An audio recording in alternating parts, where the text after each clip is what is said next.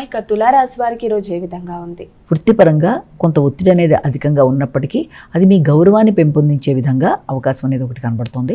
ఆశించిన ఫలితాల్లో వ్యక్తుల యొక్క సహకారాన్ని ఆశించకపోయినా కొత్త వ్యక్తుల యొక్క సహకారం కావచ్చు, ముఖ్యంగా మీ కుటుంబ సభ్యుల యొక్క సహకారం కావచ్చు, మీరు తీసుకునే నిర్ణయాలని వాటి కొరకు వారి యొక్క సహకారంతో తీసుకుంటూ ముందుకు వెళ్ళడానికి ప్రయత్నాలు చాలా చక్కగా మీకు అనుకూలంగా ఉంటాయి.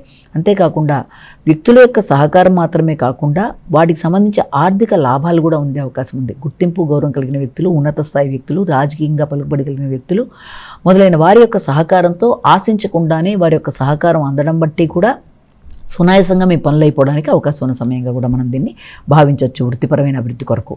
వృశ్చిక రాశి.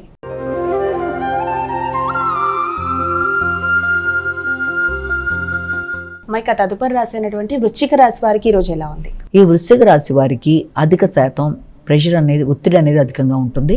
ముఖ్యంగా తండ్రి యొక్క ఆరోగ్య విషయాలు కావచ్చు, దూర ప్రయాణాలు, ఉన్నత విద్య కొరకు చేసే ప్రయత్నాలు మొదలైన వాటిల్లో కొంత ఒత్తిడి, దానికి సంబంధించిన ఆందోళన అధికంగా ఉంటాయి. నిద్రలేమి అధికంగా ఉంటుంది. కంటి ఆరోగ్య విషయంలో కూడా తగిన జాగ్రత్తలతో ముందుకు వెళ్ళడానికి ప్రయత్నాలు లాంటివి చేస్తారు. కమ్యూనికేషన్ అనుకూలంగానే ఉంటుంది. ఆర్థిక వ్యవహారాలు అనుకూలంగానే ఉంటాయి.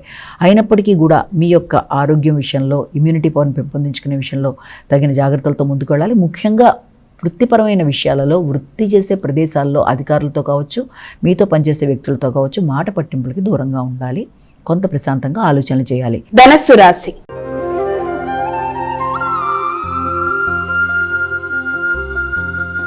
అమ్మాయి తదుపరి రాశి అయినటువంటి ధనస్సు రాశి వారికి నేటి రాశి ఫలాలు ఎలా ఉన్నాయి? ఆకస్మికమైన ఖర్చులు అయినప్పటికీ అవి మీకు ఆనందాన్ని కలిగించే విధంగానే ఉండే అవకాశం అనేది ఒకటి కనబడుతుంది. మీ వ్యక్తిగత అభివృద్ధి కొరకు, మీ ఆరోగ్యం కొరకు, మీ హాబీల కొరకు, అంతేకాకుండా సంతానం యొక్క అభివృద్ధి కొరకు, అలాగే ఏదైనా దూర ప్రదేశాల్లో ఏదైనా టూరిస్ట్ ప్లేసెస్ చూడడానికి మొదలైన వాటి కొరకు కూడా ఖర్చులు అధికంగా ఉంటాయి. అయితే దాంతోపాటుగా వ్యాపార వ్యవహారాలకు సంబంధించిన విషయాలు మాత్రం కమ్యూనికేషన్ ప్రాబ్లం రాకుండా జాగ్రత్తగా ఉండాలి. లాజికల్ థింకింగ్ మిస్ అవ్వకుండా జాగ్రత్త పడాలి. రైటింగ్ స్కిల్స్ని పెంపొందించుకుంటూ ముందుకు వెళ్ళాలి. విద్యార్థులకు విద్య మీద కాన్సన్ట్రేషన్ని ఇంకొంత పెంచుకుంటూ ముందుకు వెళ్ళాలి.